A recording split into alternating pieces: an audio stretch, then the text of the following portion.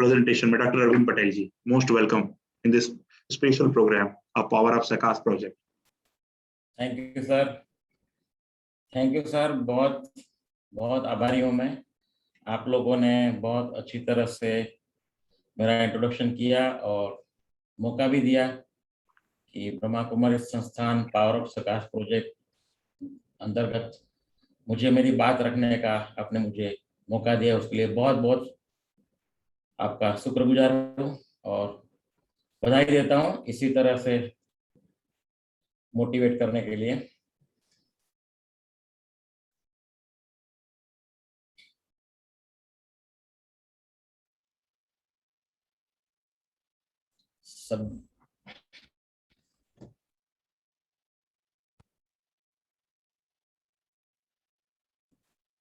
Subject था आज का पर्पस ऑफ लाइफ। हर इंसान कोई ना कोई मकसद के साथ जीता है। जिंदा रहना और जीना, इसमें बहुत बड़ा फर्क है।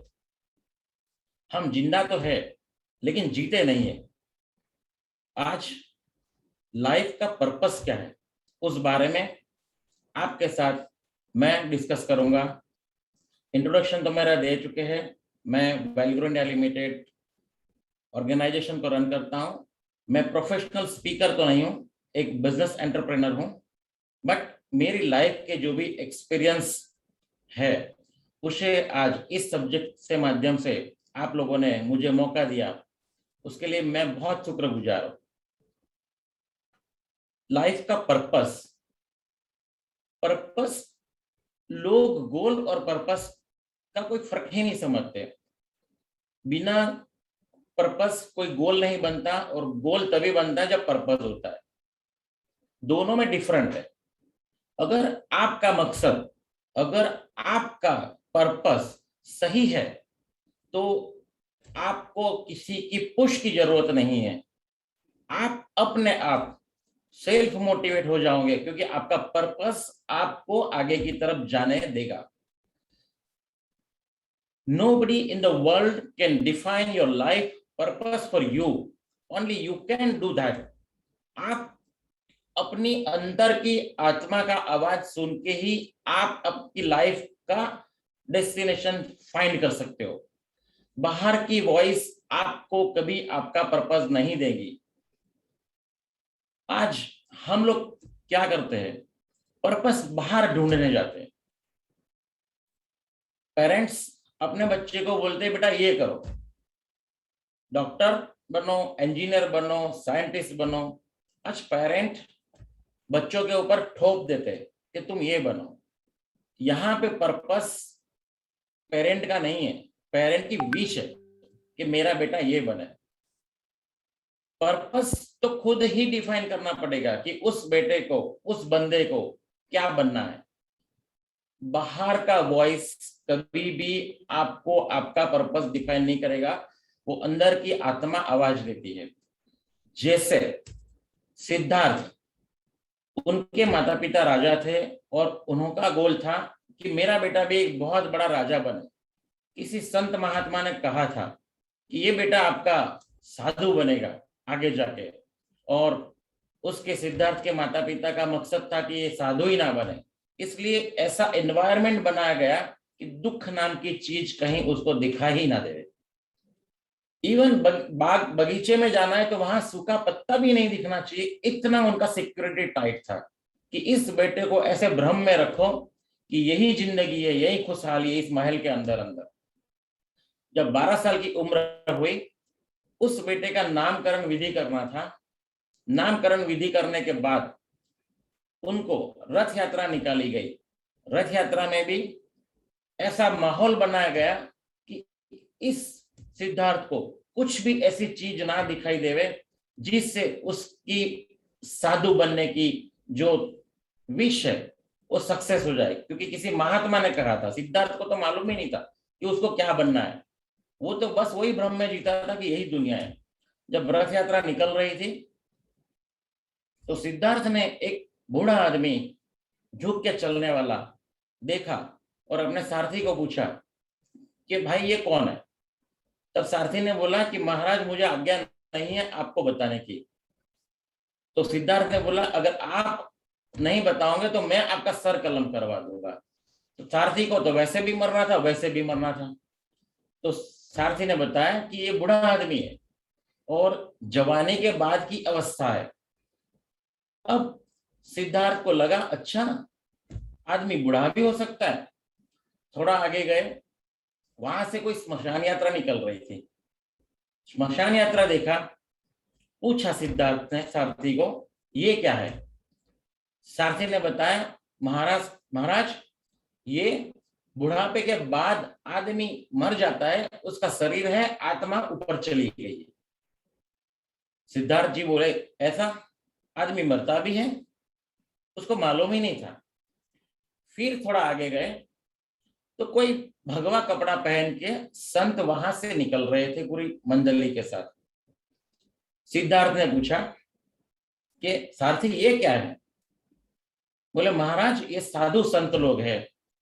आज दुनिया के अंदर बहुत सारी समस्याएं हैं, लोग पीड़ित है, ग्रसित है, काफी टेंशन है। तो ये साधु लोग भगवान की प्रार्थना करते हैं, सत्य मार्ग पे चल रहे हैं, बाकी जो दुखी लोग हैं उनको दुआ देने के लिए, और ये दुआ देने का काम करते हैं। सिद्धार्थ को अपना वो पर्पस यहां मिल गया कि असली जीवन तो यही है, लोगों की दुआ लेना, लोगों के लिए दुआ करना। और सिद्धार्थ अपने रथ से नीचे उतर गए और 12 साल में अपना संसार त्याग दिया उन्होंने और साधु के साथ चले गए। अब 12 साल बाद वो साधु वापस जब आते हैं, तो गए थे तब सिद्धार्थ थे, लेकिन जब आए तब महावीर स्वामी गौतम बुद्ध कहलाए। कहने का तात्पर्य था कि पर्पस उनको मिल गया। क्या पर्पस मिला? मुझे दुनिया के सभी लोगों की सेवा करना है, उनको अच्छे मार्ग पे चलाना है। एक एग्जांपल और देता हूं मैं, महात्मा गांधी जी का। महात्मा गांधी जी जब इंडिया वापस आए तो उन्होंने एक हादसा फेस किया था। अफ्रीका के अंदर गोरे लोगों ने ट्रेन से उनको धक्का मार के उतार दिया था। तो वहां एक उनको पर्पस मिल गया था कि आपने मुझे धक्का मार के ट्रेन से उतारा है, मैं आपको हिंदुस्तान से निकालूंगा, और वो भी अहिंसा के मार्ग से। और गांधी जी को पर्पस मिल गया कि मुझे मेरे देश को गुलामी से आजाद करना है। दोस्तों, पर्पस खुद मिला है, लोगों की विश वो आपका पर्पस कभी नहीं होती। मैं आज आपके साथ जो भी बातचीत करूंगा वो मैं काफी लोगों को मिला हूं, काफी लोगों से ऑब्जर्वेशन से सीखा हुआ है, वही आपसे बात करूंगा। मेरा इस वेबिनार में खुद का कंटेंट कुछ भी नहीं, लाइफ के अंदर जो सीखा है वही आज मैं इस माध्यम से आपके सामने पेश कर रहा हूं। और मैं आपके साथ बिल्कुल ऑनेस्ट रहूंगा और हाईली एथिकल रहूंगा। कहीं कहीं अगर मेरे स्टेटमेंट आपको अच्छे नहीं लगते हैं तो उसके लिए मैं पहले से ही आपकी क्षमा चाहता हूं। हो सकता है मैं कहीं पे भावुक हो जाऊं, कहीं पे एग्रेसिव हो जाऊं, आपको हर्ट कर लूं, तो मुझे दिल से क्षमा दे देना। दुनिया आज सफर कर रही है, कौन करेगा, क्या करेगा, कैसे होगा, ये सब क्यों? हर लोग क्वेश्चन मार्क में फंसे हुए, और आफ्टर कोविड तो हालात और भी खराब है। हर इंसान आज डिप्रेशन में है। डिप्रेशन को दूर करने के लिए या तो वो ड्रग का सहारा ले रहा है या तो मेडिसिन का सहारा ले रहा है। उस सहारे से भी उनको इंप्रूवमेंट नहीं मिलता, क्योंकि वो टेम्पररी मिलता है ड्रग का सहारा। उससे आदमी को बहुत स्ट्रेस हो रहा है आज की तारीख में। जिसे भी मिलो, छोटे बच्चे को मिलो, बड़ों को मिलो, सब लोग स्ट्रेस में जी रहे हैं, सब लोग एक गुस्से में हैं। उस गुस्से को कंट्रोल करने के लिए आज उनके पास ऐसी कोई दवाई नहीं है या ऐसा कोई रास्ता नहीं है कि जो अपने गुस्से को कंट्रोल कर सके। और इस वजह से आज सब लोग इगोइस्टिक हो चुके हैं। अपने आप को कुछ समझने की सब लोगों को तमन्ना है कि मैं कुछ हूं। ये मैं जो है वो इगोइस्टिक नेचर आपको वापस आर्ग्यूमेंट के कल्चर में लेके जा रहा है। आर्ग्यूमेंट हर लोग के साथ, बच्चा भी अपने पेरेंट के साथ आर्ग्यूमेंट करता है, दोस्त दोस्त भी आर्ग्यूमेंट करता है। इस आर्ग्यूमेंट की वजह से उनकी रिलेशनशिप में भी बहुत डिफिकल्टीज आ रही है। तो इसका रिजल्ट क्या हो रहा है? रिजल्ट, आज वो इंसान सोसाइटी के लिए एक लायबिलिटी बन चुका है। उस लायबिलिटी को एसेट्स में कन्वर्ट करने की बहुत जरूरत है। यही राइट टाइम है कि हम कैसे सोसाइटी की लायबिलिटी ना बन के हम लोग एक एसेट्स बने। और कोरोना के बाद तो आर्थिक समृद्धि में भी एक क्वेश्चन मार्क आ चुका है। इकोनॉमिक बहुत डाउन हो चुकी है, अनएम्प्लॉयमेंट बढ़ चुका है, लोग बहुत टेंशन में हैं। परिस्थिति ने चारों तरफ से घेर के रखा हुआ है।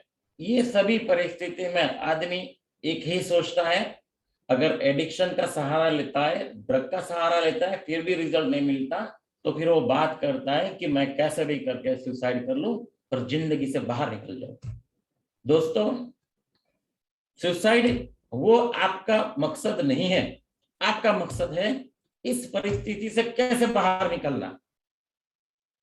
क्योंकि अगर आप सुसाइड करते हो तो आपकी आत्मा तो निकल जाएगी, शरीर से संकट, शरीर का जो कष्ट है वो तो आप सहना बंद कर दोगे, लेकिन आत्मा को ब्याज के साथ चुकाना पड़ेगा।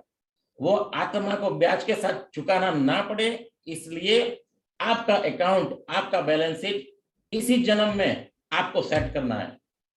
जब तक आपका हिसाब क्लियर नहीं होगा और आप क्वाइट करोगे, बैलेंस शीट आपका खुला रहेगा, आपको अगले जन्म में भी वो हिसाब किताब चुकतू करना पड़ेगा और ब्याज के साथ चुकतू करना पड़ेगा। तो हम संकल्प लेते हैं कि कोई भी हम खराब डिसीजन नहीं लेंगे और इस सिचुएशन से कैसे बाहर निकले, क्योंकि हम सब लोग आज एक ही बोट में हैं। हर एक को कुछ ना कुछ परिस्थिति, कुछ ना कुछ समस्या परेशान कर रही है। उस समस्या से बाहर निकलना मतलब एक बीज को पेड़ बनने के लिए जो जो समस्याएं होती है, उस समस्या के साथ, उस समस्या को समझ के हम भी एक बीज है, उससे पेड़ बनने की कोशिश करना पड़ेगा। अगर पेड़ बनना है तो बीज को फूटना पड़ता है, और बीज से पेड़ बनने में पानी ज्यादा मिल गया, पानी कम मिल गया, दुकाल पड़ गया, अकाल पड़ गया, हो सकता है कीड़ी मकोड़ों ने बीज को खा लिया, हर परिस्थिति आती है। दोस्तों, अगर आप सही हो तो भगवान जरूर आपकी एग्जाम लेगा, और उस एग्जाम में आपको पास होना जरूरी है, जैसे बीज ने अपनी एग्जाम में पास किया है।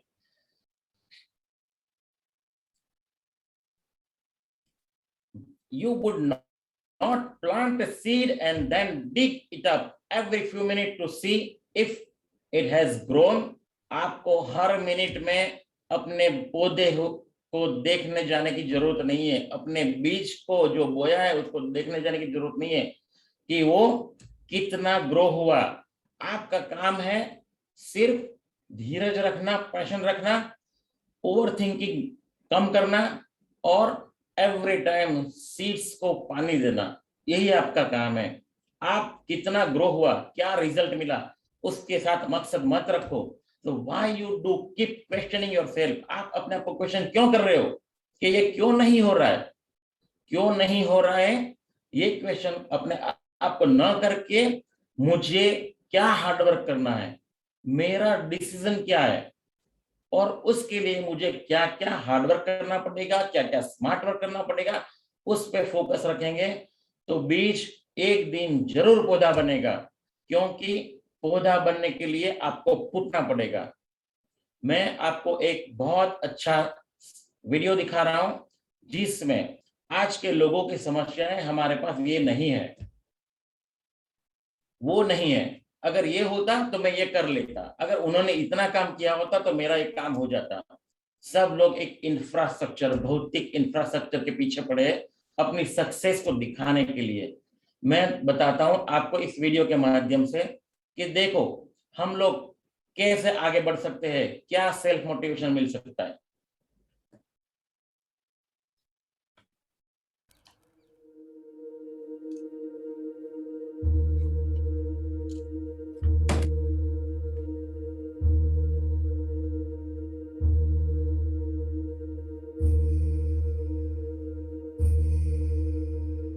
चूल्हे के अंगारे जैसे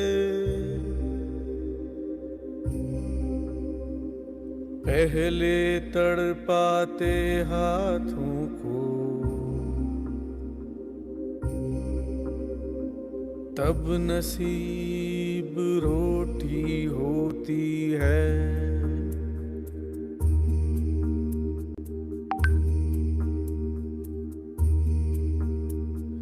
चूल्हे के अंगारे जैसे पहले तड़पाते हाथों को, तब नसीब रोटी होती है।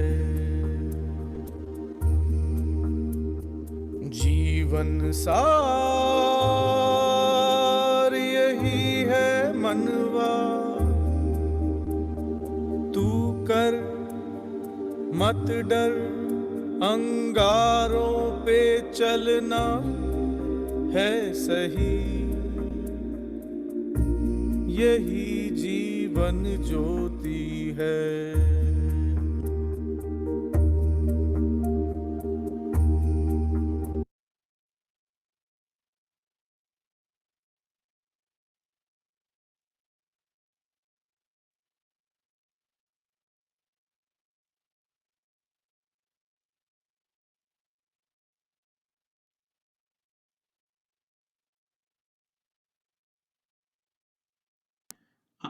म्यूट हो गया प्लीज। हाँ जी, सॉरी। इस वीडियो में हमने देखा कि जब तक आप अंगार पे नहीं चलते हो, अंगार पे नहीं चढ़ते हो, उस रोटी की स्वाद नहीं ले सकते हो। रोटी को भी पकना पड़ता है किसी का पेट भरने के लिए, अंगारों पे उसको भी चढ़ना पड़ता है। तो हम तो इंसान हैं। जब तक हम लोग हमारी समस्याओं का समाधान नहीं ढूंढेंगे और समस्याओं का हम लोग समाधान ढूंढ के रास्ता नहीं निकालेंगे, तब तक हम एक डेस्टिनेशन या तो सक्सेसफुल आदमी नहीं बन सकते। हमको हमारी लाइफ का पर्पस तभी मिलेगा जब हम लोग शस्त्र पर निर्भर रहने की बजाय अपनी कोठा सोच का इस्तेमाल करेंगे।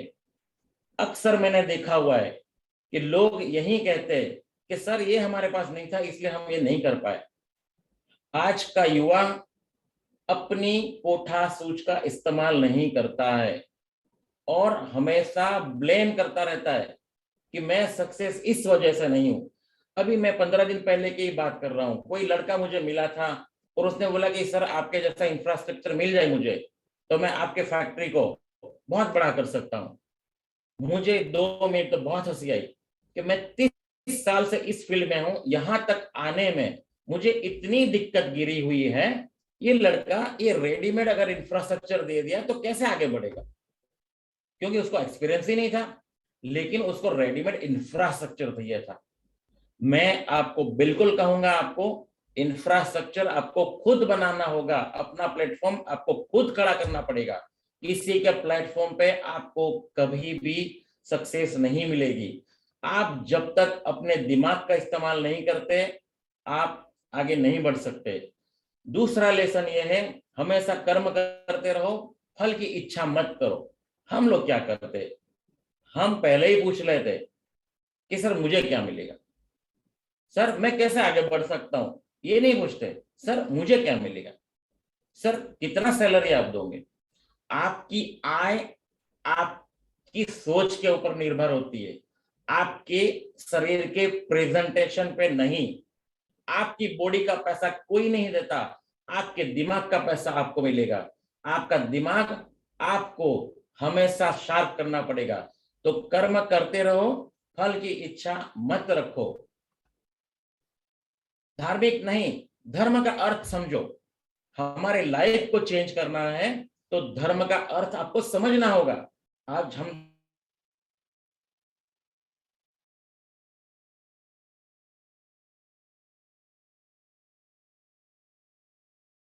देख रहे हैं, अगर आप धर्म का अर्थ खुद समझोगे, मैं आपको भगवान का भगवान के लिए आपको कहूंगा नास्तिक नहीं बनो, बट एक आस्था ऐसी रखो कि कोई यूनिवर्स है जो आपको सहाय करेंगी, और उस यूनिवर्स का जो भी गाइडलाइन है गीता में या तो रामायण में, उस धर्म का अर्थ समझकर आपकी लाइफ को अगर आप चेंज करते हो तो आपको सक्सेस जरूर मिलेगी, तभी आप खुद का पर्पस ढूंढ पाओगे। और चौथा है इंटेंशन। आपका इंटेंशन क्या है? इंटेंशन और इंटेंसिटी, ये दोनों के बिना आप कभी भी आगे नहीं बढ़ सकते हो। मैं आपको यहाँ एक कहानी सुनाऊंगा। एक महात्मा जी घनघोर जंगल में तपस्या कर रहे थे। उस तपस्या में इतने लीन थे कि उनको मालूम ही नहीं था कि बारिश गिर रही है, धूप हो रही है, ठंड इतनी गिर रही है, उनको मालूम ही नहीं था। बस पूरे लीन थे, मस्त थे। उतने में एक भूखा शेर वहां से गुजरा और उन्होंने देखा कि यहाँ पे मेरा शिकार पड़ा है, मैं इस महात्मा को मैं खा लूं। महात्मा जी तो लीन है, बिल्कुल शेर उसको खाने की तैयारी करता है, और वहां से एक जंगल का सूअर आता है और सूअर कहता है, रुक जा शेर, महात्मा को खाने से पहले तुझे मुझसे लड़ना होगा, मुझसे फाइट करके अगर बाद में तू महात्मा के पास जा सकता है। और देखो सूअर और शेर की भयंकर घमासान युद्ध हो गया। दोनों लहूलुहान हो गए, दोनों इतने लहूलुहान हो गए कि दोनों मर गए। अब देखो दोनों ऊपर धर्मराज के पास जाते। क्रिया क्या थी? घमासान युद्ध। पर्पस क्या था दोनों का? एक का पर्पस था महात्मा को अटैक करके खाना, लेकिन जंगली सूअर का पर्पस था मुझे महात्मा को बचाना। क्रिया एक ही थी, लेकिन इंटेंशन दोनों का अलग था। सूअर को मिला स्वर्ग और शेर को मिला नरक। ये कहानी हमारी भी हो सकती है। अगर हम कोई भी कर्म करते हैं और उसमें इंटेंशन आपका पॉजिटिव होगा तो बिल्कुल कायनात आपको सपोर्ट करेंगी। कायनात अपनी पूरी शक्ति, पूरा इंफ्रास्ट्रक्चर आपको हेल्प करने में लग जाएगा, क्योंकि एक चीज है कायनात के पास जो आपके पास नहीं है, नसीब। वो नसीब आपका कन्वर्ट करना होगा, तो आपका इंटेंशन सही होगा तो आपके नसीब में अगर नहीं भी होगा तो भगवान आपको मजबूर होके भी देगा। तो आपका इंटेंशन सही करना बहुत जरूरी है, और इंटेंशन सही करने के लिए आपको अपना माइंडसेट चेंज करना होगा। हम लोग आज हमारा माइंडसेट चेंज ही नहीं करते, जहां फंसे हैं वहीं फंसे हैं। मैं इस दुनिया को तीन डिवाइड सेट में मैं अलग कर सकता हूं। जो भी लोग आज पब्लिक हमारे बीच में हैं वो तीन भागों में हैं। एक accountable, B blameable and C casual. हम लोग इस तीन विभाग में बढ़ चुके हैं। ये मेरे गुरु ने मुझे सिखाया था कि अरविंद अगर सक्सेस करना है तो आपको ए कैटेगरी में रहना होगा, और ए कैटेगरी हमेशा 1% ही है इस विश्व में।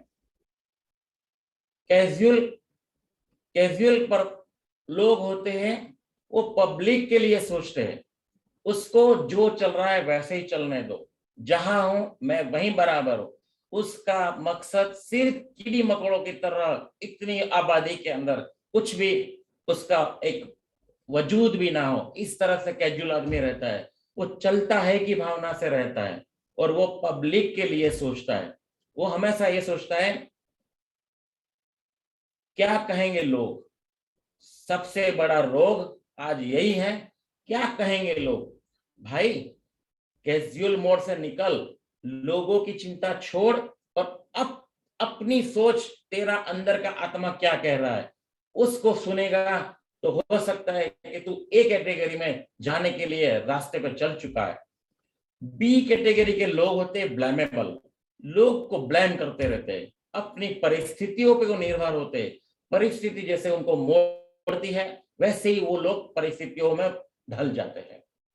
या तो ब्लेम करेंगे कि मेरे पास ये नहीं था इसलिए मैं नहीं कर पाया, अगर मेरे पास इतना पैसा होता तो मैं बिल्कुल ये कर लेता। भाई 1991 में जब मैंने इस फैक्ट्री को रन किया था तब मैं ब्लेमेबल नहीं था, मैं अकाउंटेबल था। उस जमाने में मेरे पास एक ही साइकिल थी और उस टाइम में 40 से 60 किलोमीटर तक, जब तक मुझे शाम को 100 रुपया ना मिले तब तक मैं घर नहीं आता था। अगर उस जमाने में मैं ब्लेम करता कि मेरे पिताजी के पास पैसा होता तो आज मेरे पास स्कूटर होता, या मेरे पिताजी के पास आज पैसा होता तो मैं अच्छा धंधा करता, तो शायद हो सकता है मैं आज आपके सामने इस तरह से स्पीच ना देता। तो सिचुएशन के आधारित न रह के आप अपनी परिस्थिति को बदलने की कोशिश करो, अकाउंटेबल बन जाओ। अकाउंटेबल आदमी हमेशा रिस्पॉन्सिबल होता है, अपने आप को रिस्पॉन्सिबिलिटी के साथ जोड़ता है, वो नए नए आइडियाज लाता है, नए नए इनोवेशंस करता है, और कोई भी अगर काम देते हो तो वो रिस्पॉन्सिबिलिटी के साथ सक्सेसफुल निभाता है।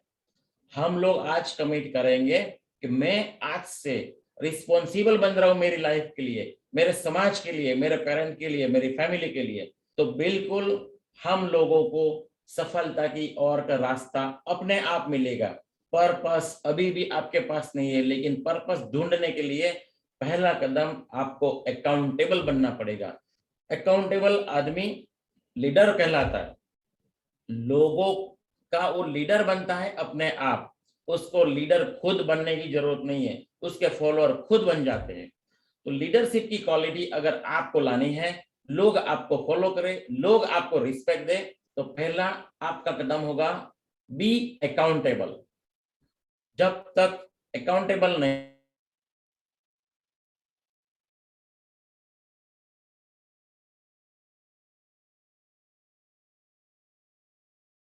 होते, आपको नया नया सोचता है। मैं आपको एक यहाँ वीडियो दिखाने जाऊंगा कि देखो कैसे अकाउंटेबिलिटी ले जाती है। अपनी आंख को हमेशा खुला रखना चाहिए ताकि ऑब्जर्वेशन से आप आगे बढ़ सकते हो। अपने कान को खुला रखना चाहिए ताकि सुनने की शक्ति आपके पास होनी चाहिए। कोई कुछ भी बोले सुन के समाओ, उसको काउंटर अटैक मत करो। और तीसरा, अपना हृदय खुला रखो, सबके लिए काम करो, सबका विश्वास जीतो, सबकी सफलता में आप सहयोग दो। इस वीडियो में आप बहुत कुछ देख सकते हो और आपको जो भी अच्छा लगा मुझे चैट बॉक्स में डालिएगा।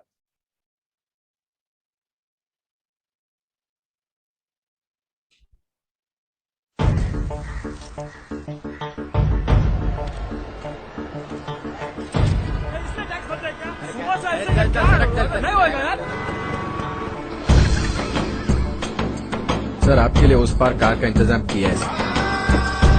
आइए सर। चल चल। चलो, हमने क्या सीखा, अकाउंटेबिलिटी कैसे ली बच्चे ने।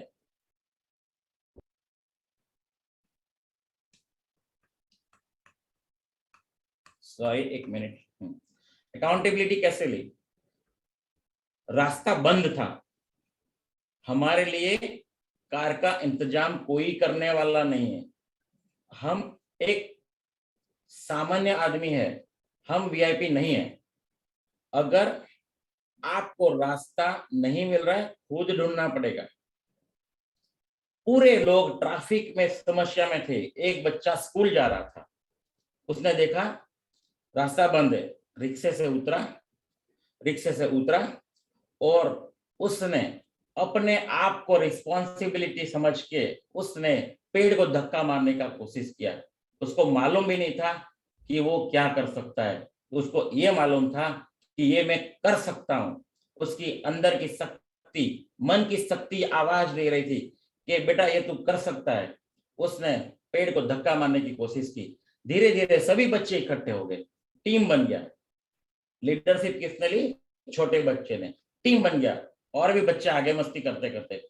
बाद में बड़ों लोगों को भी लगा कि यार बच्चे कर सकते तो हम क्यों सपोर्ट ना करें, और फिर पूरी सोसाइटी ने खुद उस पेड़ को रास्ते से एक साइड हटाया। यहाँ पे लीडरशिप का क्वालिटी क्या था? इनिशिएटिव लेना। अपने रिस्पॉन्सिबिलिटी के साथ उसने इनिशिएटिव लिया और आगे गया। यहाँ बच्चे का पर्पस अभी भी नहीं मिला है कि उसे क्या करना है। वो सिंपल आदमी ही है, बट अकाउंटेबिलिटी लिया। Purpose you can't find easily, you have to look for it. आपको आपका पर्पस ढूंढना पड़ेगा, आपको इजीली नहीं मिलेगा। Some people find their purpose at just the age of 10. कुछ लोग 10 साल में अपना पर्पस ढूंढ लेते हैं और कुछ लोग 50 साल की उम्र में भी नहीं मिलता है और कुछ लोगों को जिंदगी भर भी पर्पस नहीं मिलता है। पर्पस आपको ढूंढना पड़ेगा। मैं आपके साथ आज उस पर्पस को ढूंढने के लिए हेल्प करने आया हूं। आपका पर्पस आपको खुद ढूंढना पड़ेगा और इसके लिए सिर्फ 3 सिंपल स्टेप है आपका पर्पस ढूंढने के लिए। Culture, book and meditation. आपका कल्चर क्या है? आप किन लोगों के साथ बैठते हो? कल्चर एक माइंडसेट है, एक लोग है, एक कम्युनिटी है। अगर आप गंजों के साथ बैठोगे, गंजेड़ियों के नशा करने वाले सालों के साथ बैठोगे तो आप नशीले कहलाओगे। भले आप ना पियो लेकिन आपका मकसद वही रहेगा। आप एक बिजनेस एंटरप्रेन्योर के साथ बैठोगे तो आपको हमेशा कुछ ना कुछ चैलेंज लेने का एक अंदर से आवाज आता रहेगा। आप एक सक्सेसफुल आदमी के साथ, उनके कल्चर के साथ बैठते हो, बड़े लोगों के साथ बैठते हो तो आपका कल्चर का माइंडसेट उस तरह से हो गया, आपको भी एक बड़ा आदमी बनने की सोच आएगी। कल्चर बहुत मायने रखता है दोस्तों आपका पर्पस ढूंढने के लिए।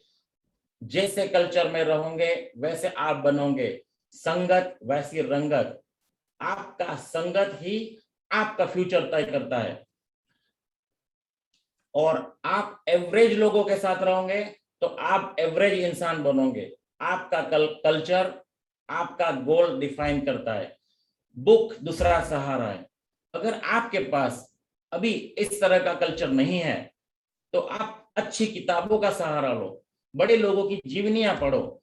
उस जीवनी में हो सकता है आपको एक आपका पर्पस मिल जाए, आपका माइंड से चेंज करने का कुछ आइडिया मिल जाए। एक बुक आपके 1000 दोस्त के बराबर है। उस बुक का सहारा लो। वो बुक आपको आपका माइंड सेट, आपका शेप, आपकी लाइफ चेंज करने में बहुत हेल्पफुल होता है। मैं मेरा एग्जांपल दे रहा हूं। At the age of 10th, 10वीं में पढ़ता था या तो 12वीं में पढ़ता था, उस वक्त मैंने एक किताब पढ़ी थी क्योंकि किल्लत तो थी पैसे की। पापा मिल में काम कर रहे थे, मिल वर्कर थे और मिल भी बंद थी। तो पापा साइकिल की दुकान पे साइकिल पंचर कर रहे थे। तब जाके मुझे ऐसा एहसास हुआ कि यार मुझे बहुत पैसा कमाना है, लेकिन कैसे? तो उस जमाने में मुझे किसी ने बुक दी थी, उसमें लिखा था आ उद्योगपतियों सफल था।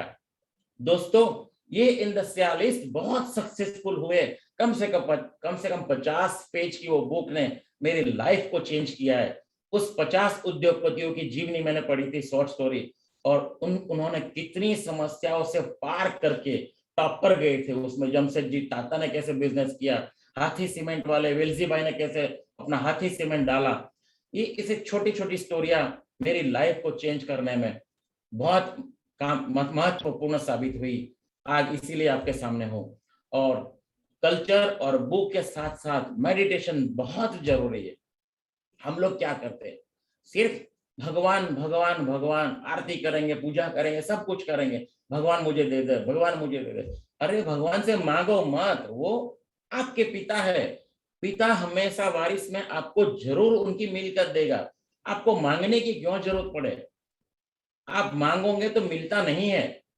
भगवान को मजबूर करना पड़ेगा वो देने के लिए। अपने बाप को मजबूर करना पड़ता है उसको देने के लिए। अगर आप बाप के साथ लड़ाई झगड़ा करोगे तो बाप नहीं देगा, लेकिन प्यार से बोलोगे कि मैं ये काम करूंगा, भगवान अपने आप देगा। आपका बाप मास्टर सर्वशक्तिवान है।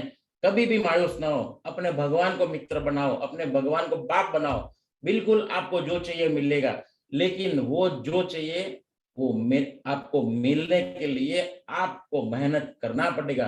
बिना मेहनत आपको कुछ नहीं मिलेगा। और इस मेहनत के साथ मेडिटेशन बहुत जरूरी होता है। अगर आप अपने साथ नहीं बैठोगे, मैं ये नहीं कहता कि हठ योग करो या माला जपते रहो, वो आपका योग नहीं है। आपका योग है अपने साथ बैठो, भगवान से बात करो, अपने बाप से बात करो, अपने से बात करो। हर रोज आधा घंटा पॉसिबल नहीं, 10 मिनट, 10 मिनट पॉसिबल नहीं, एटलीस्ट 5 मिनट अपने साथ बैठो। पूछो, अरविंद तुझे क्या करना है? आगे क्या बनना है। आपको आपका रास्ता मिलेगा जब आप खुद अपना क्वालिटी टाइम आपके पास बिताओगे। योग आपको क्लैरिटी देता है, आपका विजन क्लियर करता है, आपका माइंडसेट चेंज करता है। योग की प्रैक्टिस से आप अपना पर्पस ढूंढ सकते हो खुद ब खुद। क्यों? आप अपने पास बैठे हो, तब जाके अंदर से भी कोई बोलेगा कि ये करना है और ये करने के लिए ये होना चाहिए। और जो अंदर की आत्मा जो बोल रही है, उस काम को पार करने के लिए पूरा ताकत आप लगा दो, आपकी औकात को पार कर लो। बहुत गंदा वर्ड है और सिर्फ एक ही भाषा में, हिंदी में।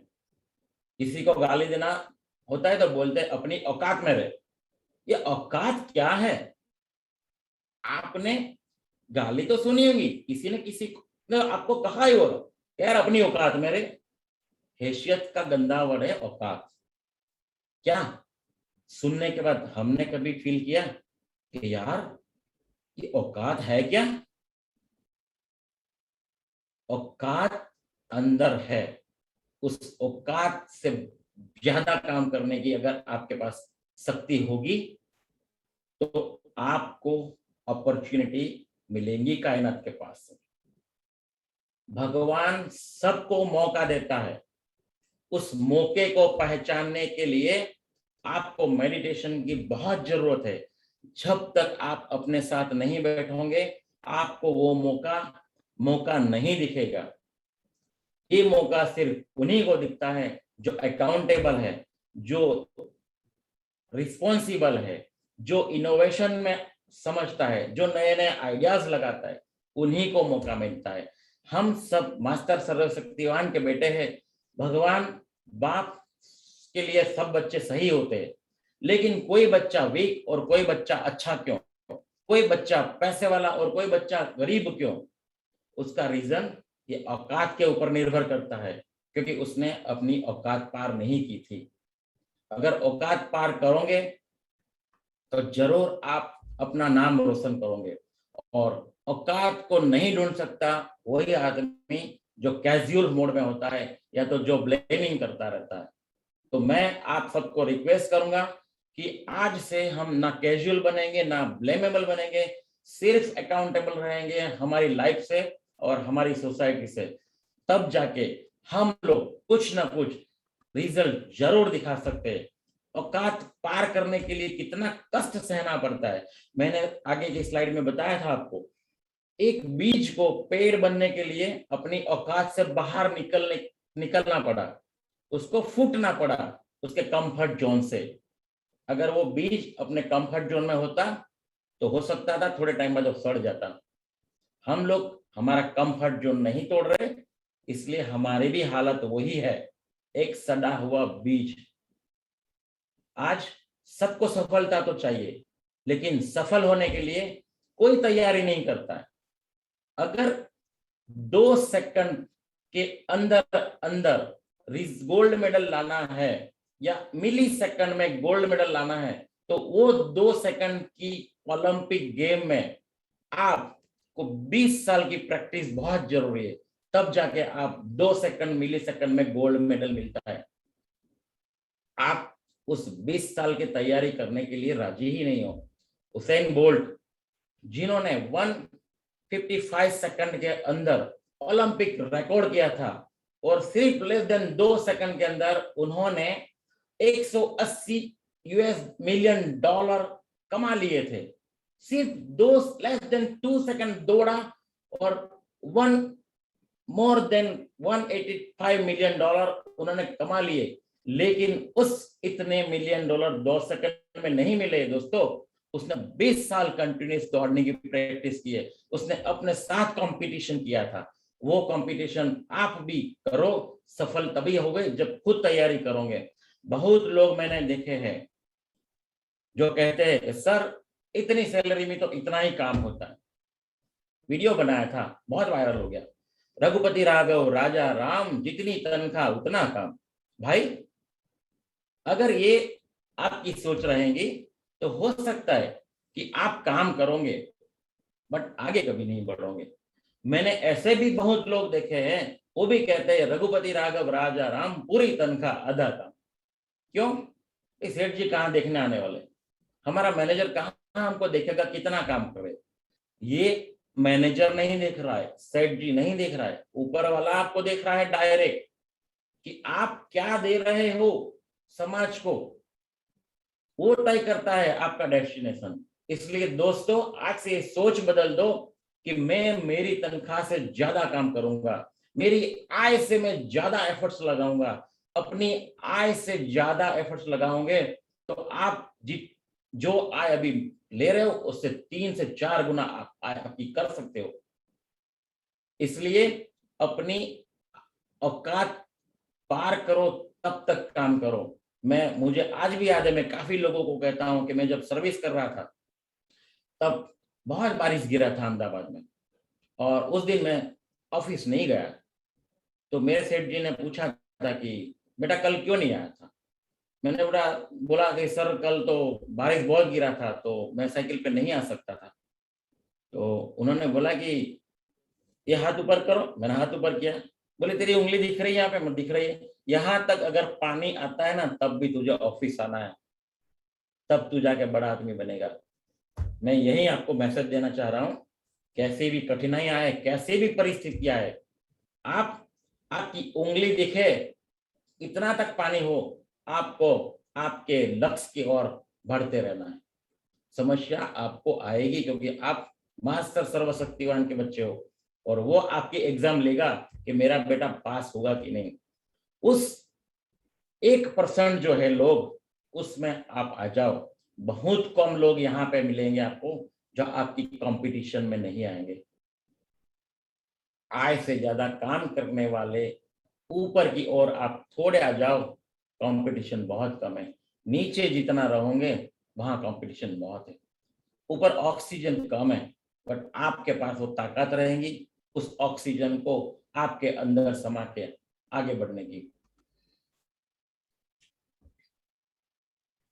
हम लोग कैसे अपना पर्पस फाइंड करेंगे? दुनिया 2 विश्व में है, एक नेगेटिव लोग, एक पॉजिटिव लोग। इसमें से बाहर निकलना मतलब अपने आप को एक कास्ट टेक्नोलॉजी में लाना। कास्ट टेक्नोलॉजी मतलब नॉलेज, एटीट्यूड एंड स्किल। हमारे पास मिसिंग है तीनों। नॉलेज आपको एक्सपांड करना होगा।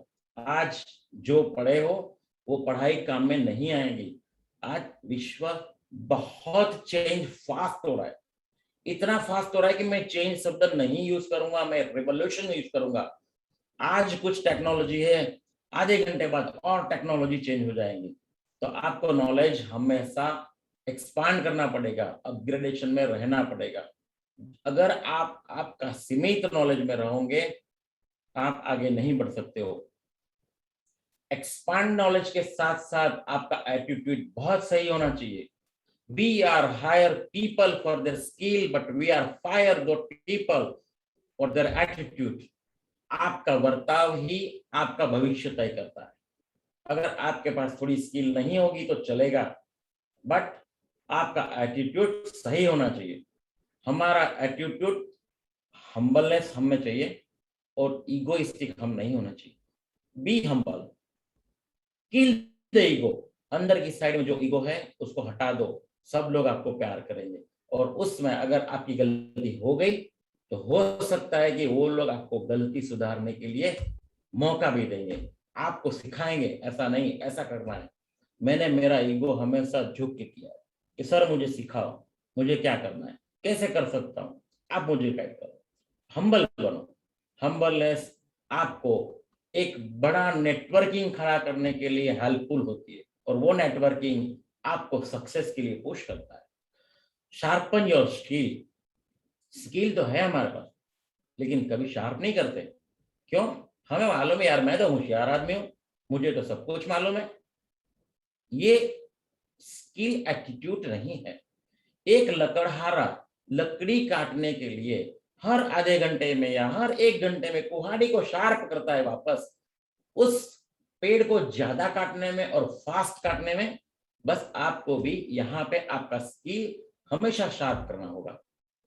जब तक आप शार्पनिंग टूल नहीं रखोगे आपके पास, आपका स्किल कभी काम नहीं करता।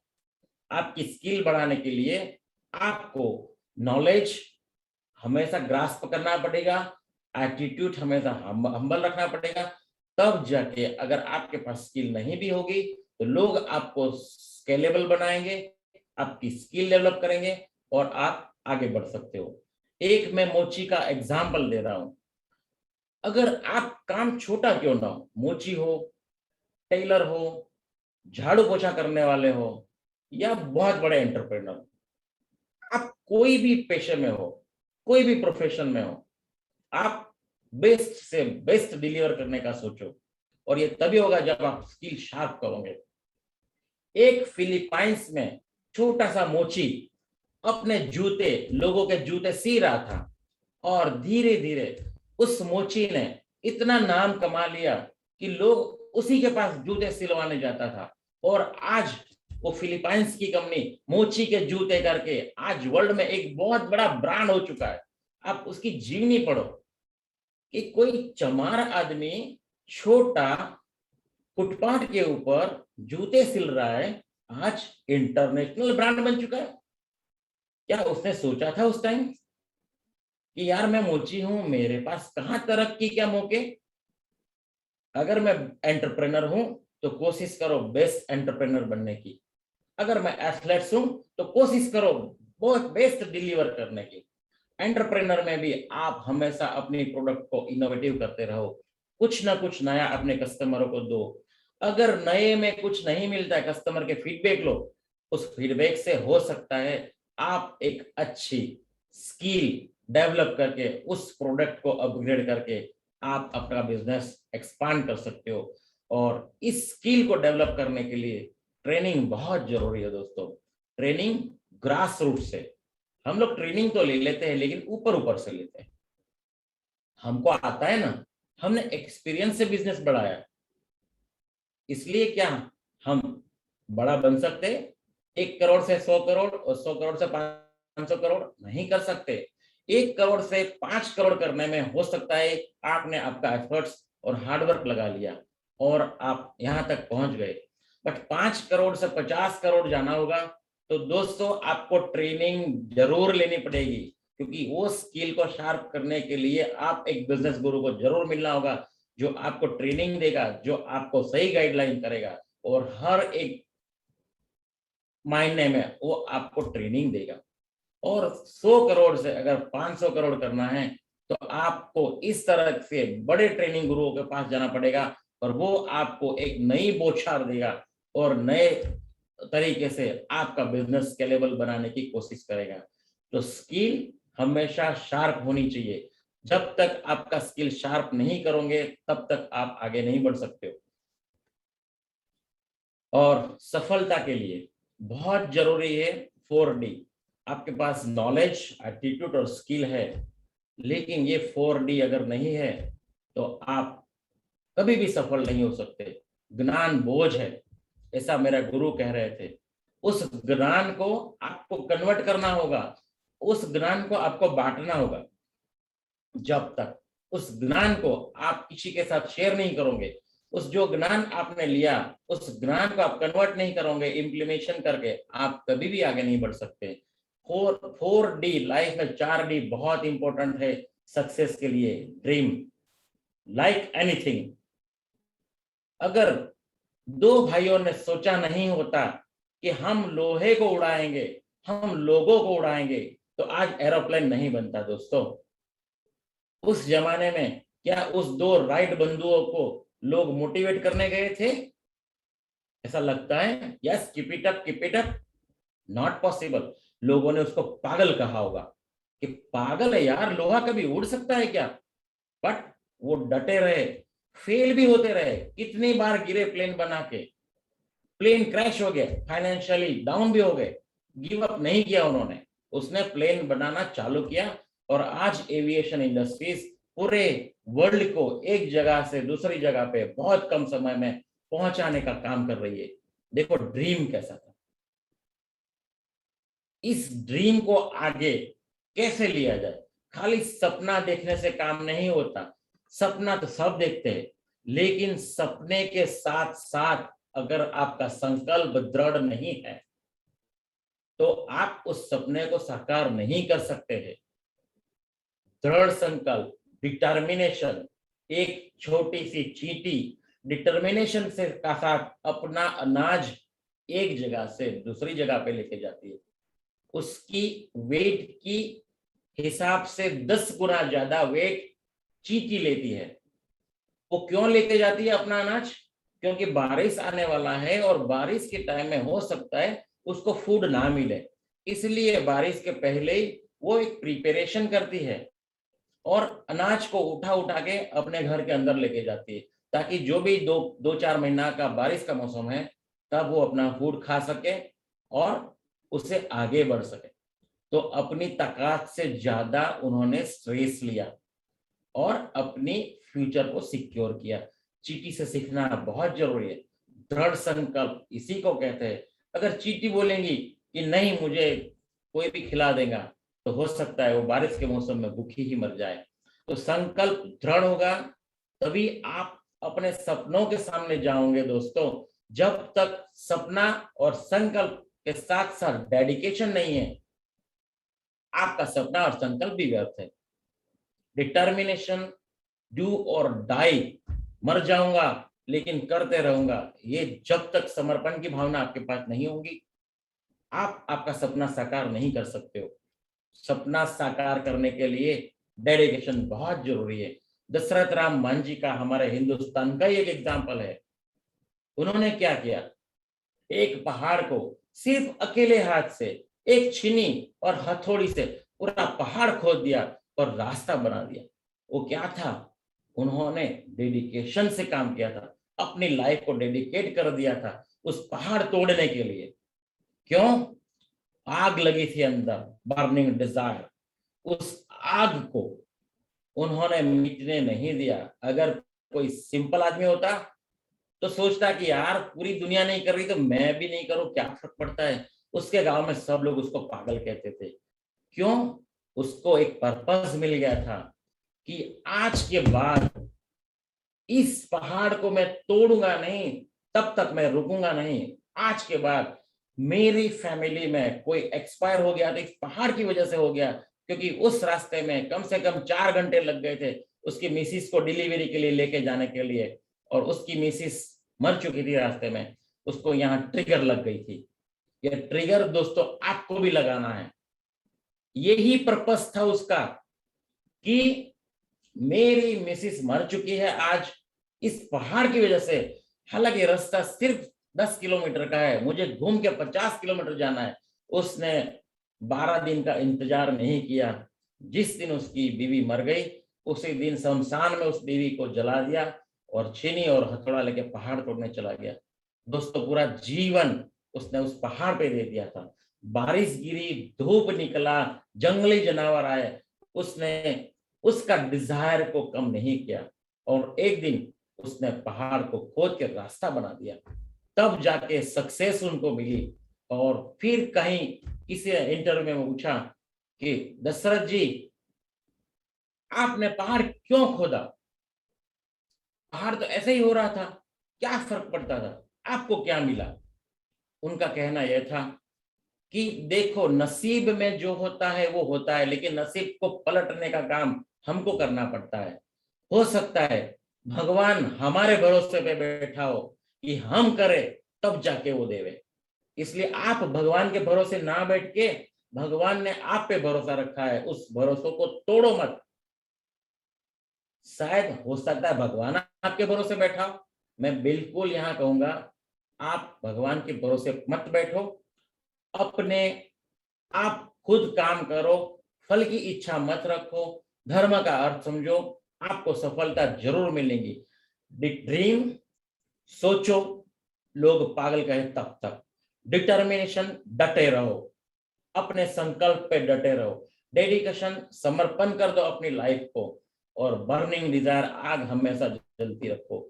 रॉकेट भी एक जगह से दूसरी जगह पे जाता है, पीछे आग लगी हुई होती है, उस आग ही उस रॉकेट को शक्ति देती है। आगे बढ़ने के लिए। इस 4D अगर आपके पास है तो आप 5वां D बिल्कुल बन सकते हो। और ये 5वां D जो भी इंसान है उसके अंदर ये चारों D थे जो मैं आपको बता रहा हूं।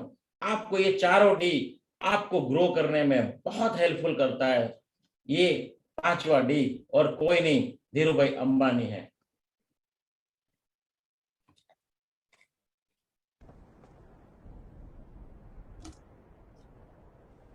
शक्ति परिवार को गुरु कांति साय का नमस्कार।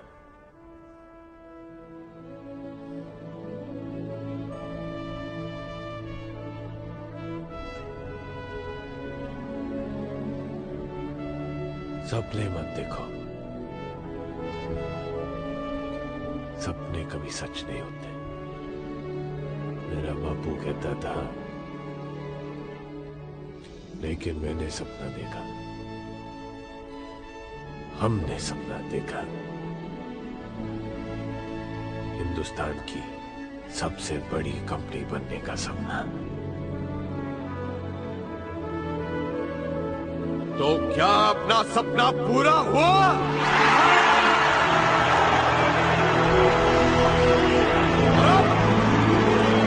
रुक जा, या देखे एक और सपना। बनना चाहते हो दुनिया की सबसे बड़ी कंपनी?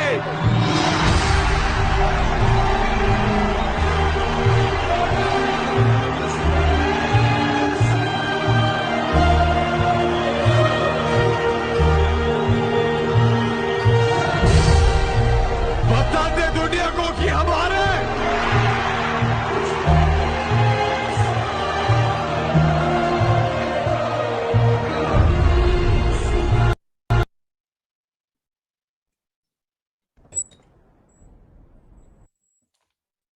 दोस्तों, धीरूभाई का एक एग्जाम्पल दे रहा हूं, मैंने कहीं पढ़ा था और बहुत सच है।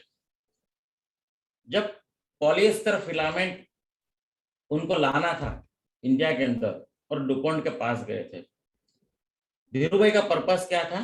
मेरे हिंदुस्तान में गरीबी ज्यादा है, लोग कपड़े पूरे नहीं पहन सकते हैं, मैं इतना सस्ता कपड़ा बनाऊं कि मेरे हिंदुस्तान के सभी लोग, मजदूर से लेकर बड़ा आदमी, सभी लोग कपड़े से अपना तन ढके।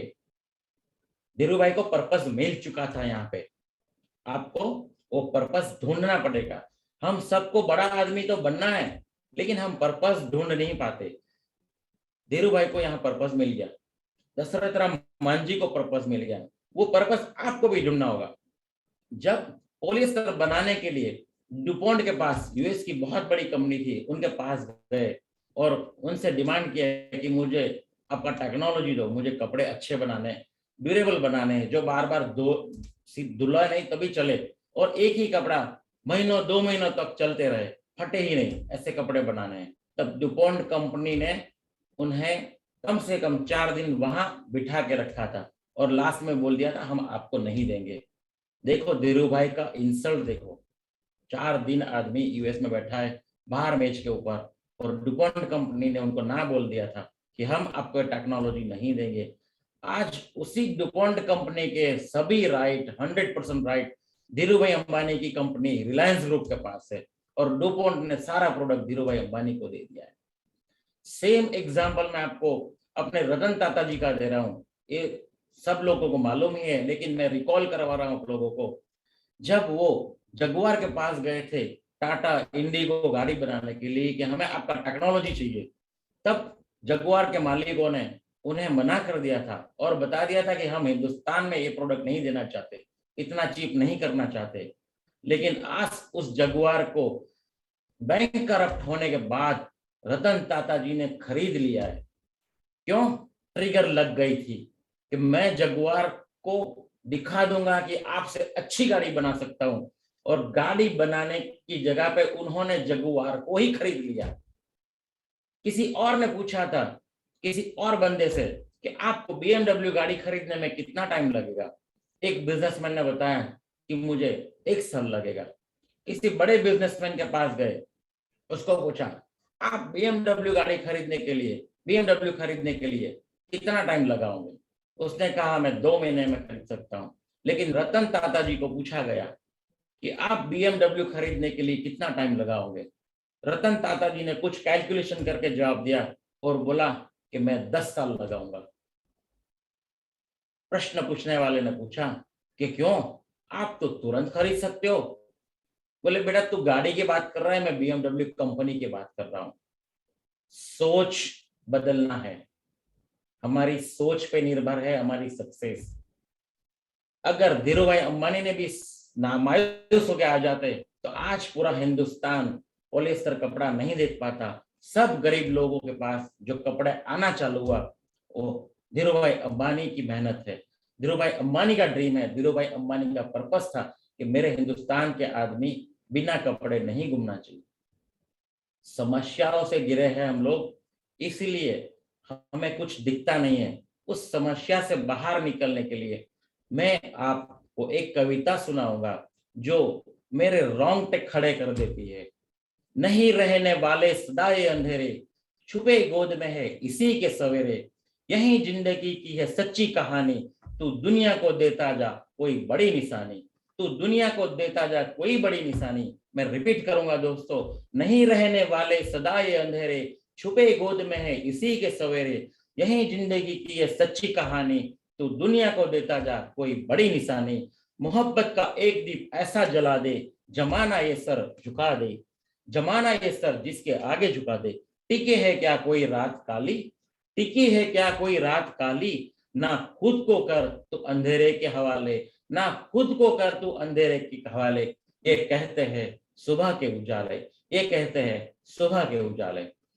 मैं यहाँ मेरा समापन करूंगा। थैंक यू वेरी मच मेरे दोस्तों, मेरे ऑडियंस, ब्रह्मा कुमारी संस्था, पावर ऑफ सकाश प्रोजेक्ट। मैंने आज जो भी लाइफ में सीखा है उस मकसद का पर्पस यही था कि हमें हमारा पर्पस खुद ढूंढना होगा। आप आपका पर्पस आज ढूंढो। मैंने बहुत ऑनेस्ट कोशिश की है आप लोगों को आपका पर्पस ढूंढने के लिए। Have a successful life. Thank you very much. ओम शांति। Over to power of Sakash project. बहुत बहुत स्पेशल और मैं कहूं कि ऐसा प्रेजेंटेशन मैंने अपनी लाइफ में बहुत कम देखा है। और हमारे आदरणीय भ्राता जी ने जो प्रेजेंटेशन दिया, प्रैक्टिकल प्रेजेंटेशन है और उनके जीवन से झलकता है। मैं उनके साथ बहुत बरसों से जुड़ा हूं। बहुत ही एक सुलझे हुए इंसान है। प्रैक्टिकल लाइफ में हमेशा सीखने का उनका एक ध्येय रहता है। जैसे कहा ना, लकड़हारे का एग्जाम्पल दिया कि लकड़हारा लकड़ी तो काटता है। तो एक बार अब्राहम लिंकन को कहा गया कि यदि आपको लकड़ी काटने के लिए 6 घंटे दिए जाए तो आप क्या करेंगे? तो उन्होंने बहुत सुंदर कहा कि यदि लकड़ी काटने के लिए मुझे 6 घंटे दिए जाए तो मैं 2 घंटे कुल्हाड़ी की धार को तेज करने में लगाऊंगा। आपने बहुत सुंदर रीति से एक्सप्लेन किया कि task, knowledge, attitude and skill कैसे अपने जीवन में धारण करें। आपने बहुत अच्छे से 4D का उदाहरण दिया। आपके जो प्रेजेंटेशन में जो वीडियो यूज किए गए बिल्कुल एक्यूरेट थे और उसमें पूरा सार निहित था। सारी टीम की तरफ से, पूरे प्रोजेक्ट की तरफ से मैं आदरणीय हमारे most respected doctor Arvind Patel ji को, जो हमारे बड़े भाई के समान हैं, बहुत ही प्रोफेशनल, बहुत ही जीवन में सार गर्भित, सार युक्त, जैसे गीता का सार होता है ऐसे ही जीवन का सार के रूप में प्रेजेंटेशन दिया। यदि इस प्रेजेंटेशन को कोई 2-3 बार सुन ले तो लंगड़ा भी दौड़ जाए। यदि 2-3 बार इसको अच्छे से देख ले तो उसके अंदर की सोई हुई प्रतिभाएं, उसके अंदर के सपने जागृत हो जाएं। बहुत ही प्रैक्टिकल है। कहते हैं लक्ष्य ना ओझल होने पाए कदम बढ़ाता चल, लक्ष्य ना ओझल होने पाए कदम बढ़ाता चल, सफलता तेरी कदम चूमेगी आज नहीं तो कल। बहुत ही सुंदर प्रेजेंटेशन था। आपके लिए तो यही दिल से निकलता है कि बैठे रहने से हार होती है। आज के प्रेजेंटेशन के लिए, आज का जो प्रेजेंटेशन था वो इस कविता से बिल्कुल रिलेट करता है कि बैठे रहने से हार होती है, उठ खड़े हो आगे बढ़ तो जय जयकार होती है। बैठे रहने से हार होती है, उठ खड़े हो, आगे बढ़ तो जय जयकार होती है। कदम बढ़ते हैं जब सफलता के राही के, तो राह देने के लिए क्षितिज में भी दरार होती है, क्षितिज में भी दरार होती है। बस बढ़ते जाइए। और इन्होंने बहुत सुंदर रीति से कहा कि कल्चर और meditation both are important. Meditation हमारे माइंड को एक एनर्जाइज करता है। We are charging our body with the help of food, we are charging our mobile, we are charging our car, we are charging our laptop, desktop, anything, but we are not charging our mind. If we will not charging our mind, how we can survive? So most important है कि meditation से अपने mind को charge करना। इन्होंने बहुत सुंदर रीति से स्पष्ट किया कि माइंड को, अपने आप को खुद पर्पस आपको खुद ढूंढना पड़ेगा, मतलब अपने माइंड को सेट करना पड़ेगा। मैं अक्सर लोगों को बताता हूं कि दुनिया के पास तमाम प्रकार के सेट है, sofa set, dining set, kitchen set, jewellery set, सब कुछ सेट है, पर माइंड अपसेट है। तो खुद के माइंड को यदि सेट कर लेंगे तो लाइफ में सब कुछ सेट हो जाएगा। बहुत ही उम्दा, बहुत ही अप्रतिम, बहुत ही वंडरफुल, मार्वलस, एवरी, मतलब मेरे पास शब्द नहीं है, मैं निशब्द हूँ, आई एम स्पीचलेस। तो आपका बहुत बहुत धन्यवाद। हम आपसे मिलते रहेंगे, इंटरेक्ट होते रहेंगे। आप हमारे ही ग्रुप के, हमारे ही कोर मेंबर, पूरे पावर ऑफ सकाश प्रोजेक्ट के आप एक सीनियर मेंबर हैं, तो आपसे हम ऐसे गाइडेंस लेते रहेंगे। पुनः पूरी टीम की तरफ से, हमारे ब्रह्मा कुमारी संस्थान की तरफ से हमारे आदरणीय अरविंद पटेल जी का बहुत बहुत धन्यवाद, साथ में पूरी टीम का, जो भी टीम इसमें हमारे साथ बैक ऑफिस टीम थी, उन सबका धन्यवाद। मैं धन्यवाद देना चाहूंगा हमारे सतीश पटेल, संकल्प पटेल और भी हमारी जो भी टीम थी, जानवी जी, उन सबका भी बहुत बहुत धन्यवाद। पूरी बेलग्रो की टीम का धन्यवाद। और हम सब यही मेडिटेशन करेंगे कि आपकी जो बेलग्रो प्राइवेट लिमिटेड है वो आसमान की बुलंदियों तक पहुंचे, आपके जो भी सपने हो वो साकार हो, हम यही ईश्वर से दुआ करेंगे। पुनः धन्यवाद। ओम शांति। Thank you sir. ओम शांति।